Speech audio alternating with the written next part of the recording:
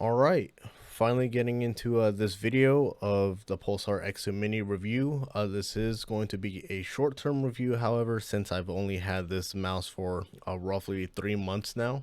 Later down the line, I will do a long-term review since this is one of the mice I do keep on my desk and switch back to from time to time. So I have been using this mouse for roughly 3 months since it came out back in November or October.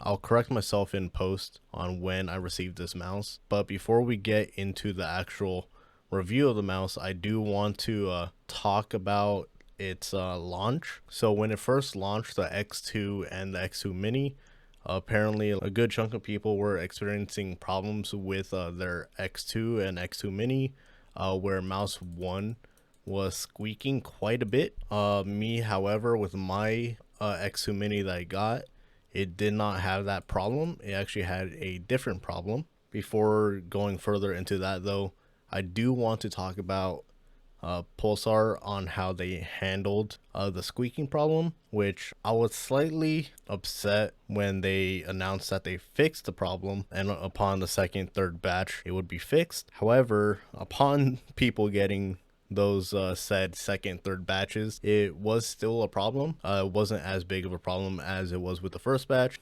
That is still something to note. And then they later on released the red version and Founders Edition, which some people also had those squeaking problems in those mice as well. I don't recall if anyone had that problem with the Bruce Lee edition. Hopefully they finally did fix everything. The fact that they said that they fixed it, but it actually wasn't fixed and they didn't readdress it, a little upsetting on that part.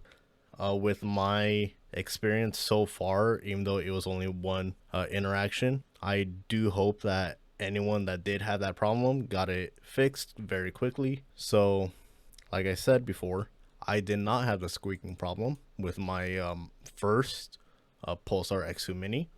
I actually had a encoder problem for the scroll wheel, where if I scrolled up, it would scroll down from time to time, and vice versa, where if I scroll down, it would actually scroll up. And like I said, my one interaction really with them was contacting Pulsar about the problem, and they helped me narrow down the issue and figure it out. From there on, they told me to contact whoever was the seller of the mouse.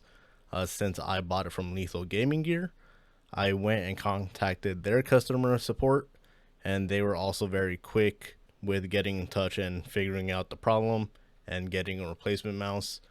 So both customer service reps that I was with, they were both very quick, very kind, and in helping me with my problem.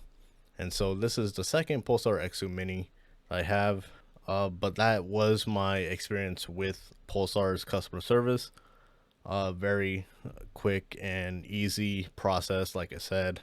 So that's also another thing to note. If you do buy this mouse, hopefully you don't have to go through that problem of the squeaking or a encoder failure like I did. So now with that out of the way, there's really nothing else to talk about in terms of like what is bad about this mouse. That's really the only thing, the only issue I've had with the mouse. The only thing that people would probably complain about or be slightly upset about would be the mouse not having 4K polling rate, which is absolutely fine. And 4K is one of those very niche things, like a 360 hertz monitor. Some people will notice it, most people won't. So it's just that very niche market. However, apparently they are going to have it on their newer mice, so that would be cool to see. But in terms of like the build quality and its performance, the build quality is great, honestly, considering it's still made out of plastic, not magnesium or any other material, and also considering how lightweight it is and these big cutouts that they have, and also really thin on the sides, if you can see there, for the shell or the bottom base. Like I said, this thing is built like a tank, no matter like where I squeeze it, on the sides, the back side, the hump, the middle part, like anywhere and everywhere. It just feels really solid, which is absolutely insane considering how thin, like I said, the walls are for the mouse. Good build quality. I feel as though this is something that you could like chuck at a wall and be perfectly fine still. And even though it's only been 3 months since I've had this mouse, the clicks for mouse 1 and 2 have held up great. Same with side buttons as well. They sound fantastic still and feel really good still. No issues really with double clicking thus far. However, like I said, later on down the line, we will see, but hopefully that won't be a problem. And then side play is virtually none, at least on my model. You can't really see anything. I'm just like pushing down on it. There's nothing. I don't even know if that's enough to even see. But side play, virtually none. So moving quickly over here to the side buttons. So I actually kind of like the placement of the side buttons. I know most mice still have it here as well towards the middle of the mouse, but I like how fairly big they are, and then how rounded they are, and they feel very prominent. They, like, you can definitely feel that they are there. I am a big scroll wheel and side buttons person. I don't like it when side buttons are just pretty much flat and flush with the mouse. I want to be able to feel it, if that makes sense. Make it feel like it's in the way type of thing. So not like my number one for side buttons, but it's definitely number 2 or 3. What is my number 1 thus far of all the mice I've had is the scroll wheel. Like I just said, I'm a very big scroll wheel person. I use scroll wheel for jumping in most shooters, in most games actually, other than Minecraft. I love the feeling of the scroll wheel. The scroll wheel like sticks out quite a bit, which I love. Like I said with the side buttons, I want the scroll wheel and side buttons to pretty much be like in the way type of deal. That is the main issue I do have with the Viper, as I've noted in my review for it, and potentially pointed it out in like all my other reviews. I don't like low scroll wheels, and the steps are really nice. They feel very prominent. You can feel pretty much every single step there is. It doesn't feel like you're going to accidentally over scroll or under scroll, if that makes sense. Switching down to the bottom, obviously, as you can tell, I have super glides on, which is Pulsar's glass skates.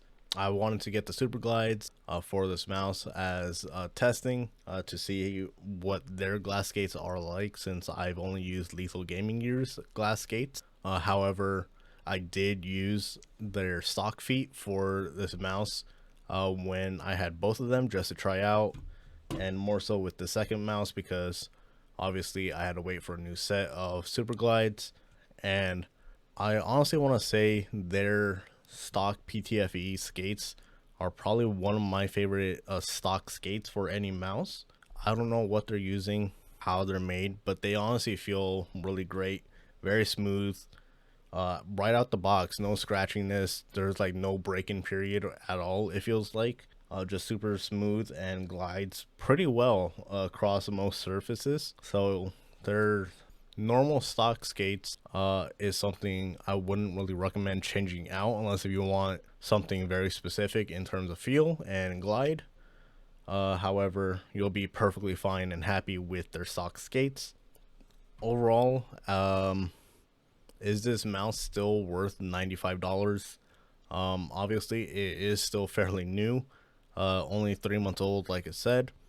However, there also have been a lot of mice that have come out since the release, or even since the announcement of this mouse. Do I think it's worth $95? Yeah, I definitely say this is worth $95, especially for most people. And I know $95 is quite a bit for a mouse, even though there are more expensive mice out there, such as the Razer Viper Signature Edition now at $280. Granted, that's very limited stock, and obviously Final Mouse being close to $200. The Viper Ultimate, or not Ultimate, Viper V2 Pro at $160 or $150, and somehow, some way, the Logitech G Pro Super Brick is gone up in price at $160 instead of $150. Honestly crazy. However, at $95, I feel as though you should definitely save up for this mouse. or whichever one fits your hand, the regular X2 or the X2 Mini. $95 for this mouse, I think, is a great price. Definitely end game worthy. Just about anyone who buys one of these mice, who does like ambi, dexterous mice, I think they'll be more than happy with it. Where like if later down the line something else comes out, you won't be disappointed with buying this mouse or like rethinking like, oh, should I have just waited, type of thing. Like you'll buy this mouse, and if something else comes out, you'll be like, oh, that's cool. I'm still happy with this. You know, it's not gonna be something like, damn, I really should have just waited instead of buying this. But anyways, definitely a great mouse. But anyways, slightly changing up the way how I do these videos. I have a like talking point list now of the mouse instead of talking off of the dome. How I normally do my reviews, I kind of just talk and try to remember what I like and what I dislike about the mouse. Hopefully this format makes the video a bit shorter, or at least faster and more organized in a way. But anyways, hopefully this video was somewhat informative and helpful in your next purchase or soon to be purchased X2 or X2 Mini. But anyways, see you guys later.